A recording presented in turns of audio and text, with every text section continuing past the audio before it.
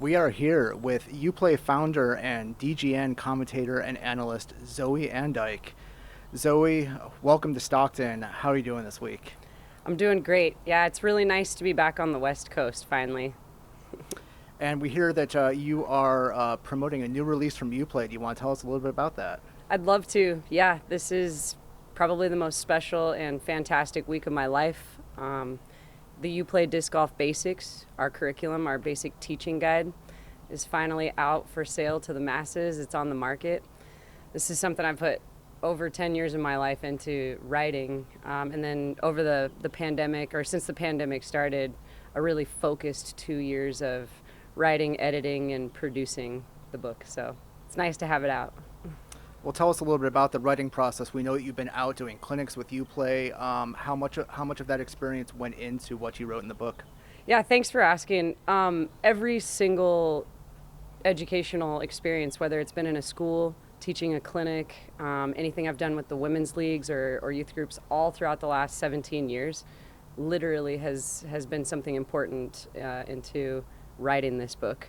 All the experience had to be collected. It's going to be an ongoing process forever, just because that's really how education works. But kind of have to hit the start button at some point to release all the experience and get it out there so people can use it.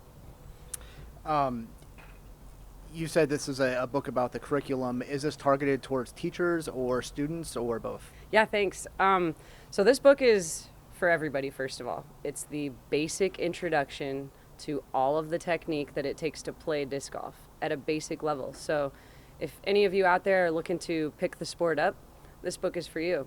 This book is also primarily written for teachers.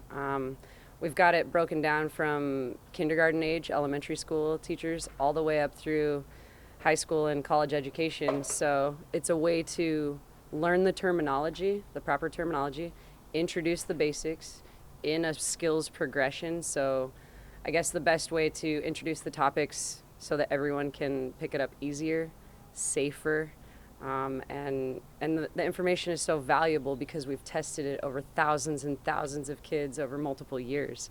So I'd say it's for you to become better, and it's for teachers to introduce the sport and actually present it in a really mindful way so that people understand the progression of the skills. Now you have two roles nowadays as a teacher and a commentator analyst. How do those two things inform each other? And are you thinking about what you see on the Pro Tour when you're out with students teaching? Oh, absolutely.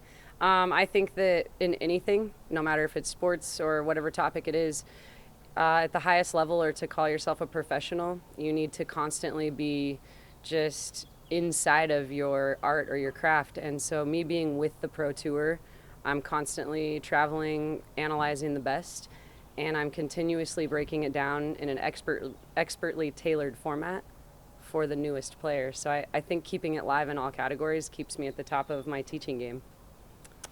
Now we see a lot of very impressive young talent coming onto the tour.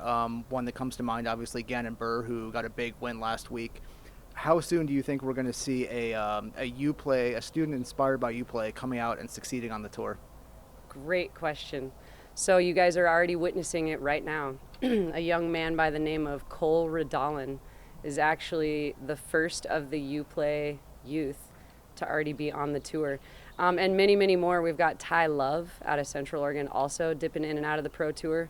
And a lot of kids up and coming. Dallas Garber plays in the amateur division out of Portland, Oregon, and he's aiming for the Pro League next. So it's already happening.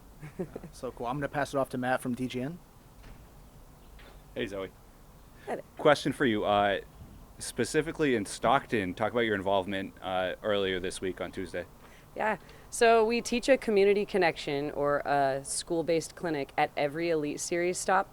So our Stockton stop usually happens every Tuesday, and we were at a charter school called Stallworth Charter. That school we chose because it's pretty underserved and under-resourced. Those kids don't even have a field to play in, and they have a very tiny gym that's used for more storage and other purposes besides the kids actually being active. So that was a school that we really realized needed disc golf probably more than most. And so we chose to go in there. They actually cleaned up their gym so that the pros and myself had room to present disc golf, dedicated all the discs and equipment to them at the end of the day. And when you see those students go home with one of the UPlay UDisc discs, they still are in shock that they had a toy to take home and they knew how to not only play with it, but we empowered them as teachers to go home and teach their own parents and families and friends how to play with it. So I think it was pretty well received, and this Community Connect kind of hit the hardest for me so far this year, just because the book is out and released, the product is becoming more streamlined. This is like the old methods and the longest version of like the way we teach, combined with what we're moving into and the newer methods, and creating a huge impact. And what's your mark of success for when you connect with a community? You know, we're obviously touring, but you see a different group of kids every time. At what point do you walk away and can you point to something and say we were successful there?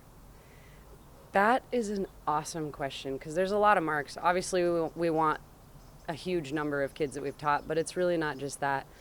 It's when we show up to our event that weekend at the Pro Tour and we see kids that are actually there to witness the best talent in the world and kind of start this whole new world of these are my heroes in disc golf.